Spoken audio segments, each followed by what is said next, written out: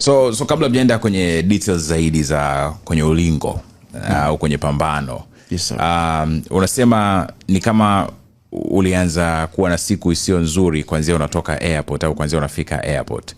Baada ya pale ilikuwaje? Kwenda kufika hotelini, kwenye maandalizi? Tulichukua almost masaa 2 na kidogo kutoka airport nje.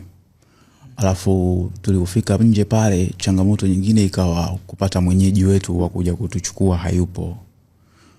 Sasa kuna kitu kimoja nilikuja kujua baadaye kwamba bondia ambaye nilikuwa napigana naye na yeye ndo alikuwa anahusika kuorganize ile pambano. Yaani ni kama amejiandalia mwenyewe, lakini ile promotion ilikuwa kama kivuli.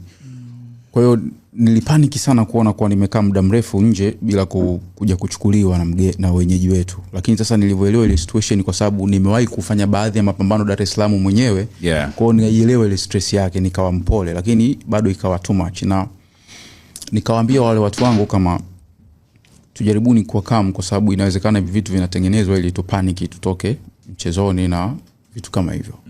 Kwa tukasubiri pale, baada ya kama lisali moja na kidogo, tena masaa 2 kasoro, piga simu za matusi sana, kuona muda unaenda, basi watuambie hata location ya hoteli ili tuchukue taxi, tutajilipia wenyewe na vitu kama hivyo. Hapo mko mjui jina la hoteli kabisa? Hatujui jina la hoteli. Baadaye tukapata binti mmoja, nilitumiwa namba yake ya simu, tukaomba wale jamaa airport pale wampigie, tukampata.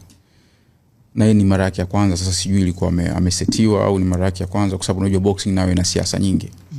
Kwa hiyo yule dada alikuwa na majina yetu. Kawaida ukiwa unatoka labda Russia, Uingereza, wapi, watu hawakujui, yule agent wa hoteli anapotumwa anashika bango hivi, Hassan Mwikinyo Junior. Kwa hiyo ukitoka tu unaona jina langu na mface. Sasa yule alikuwa na mabango yenye majina yetu alafu kayakunja. Sasa angetujua vipi? Umeelewa? Lakini baadaye akatuomba radhi na nini, lakini nilikuwa nimechukia sana na nimechoka, kwa sababu safari ilikuwa ndefu sana. Kama tumeenda na punda sio ndege, kama unavyojua Ethiopia ndege zao jinsi zinavyokuwa. Kwa hiyo ilikuwa safari ngumu sana. Basi tulipoonana naye tena, usafiri hana, akawa anasubiri dereva aje. Kwa hiyo tukachukua karibia nusu saa nyingine sisi na yeye kusubiri usafiri. Kwa hiyo nikawa nimechukia sana ile safari, nusura kumpiga makofi yule dada. Maana kiwango changu cha sura kilikuwa kimefika mwisho. Basi baadaye taxi kaja, tukapelekwa hotelini. Yaani kutoka airport na hotelini nilikuwa najinyoosha kwenye gari hivi, sijashusha mikono, tushafika. Yaani kwamba alikuwa na uwezo wa kusema ule muda wote tulosubiri tunaweza kuburuza mabegi tu tukaenda.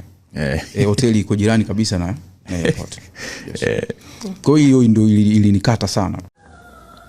Hii ni TFG Online TV, nami ni Hansifa Mr. Mora Clarks baby. Usahau kusubscribe, kulike, kucomment na kushare kwenye magrupu mbalimbali ili uwe kwanza kupata habari zetu za kimataifa na za kitaifa.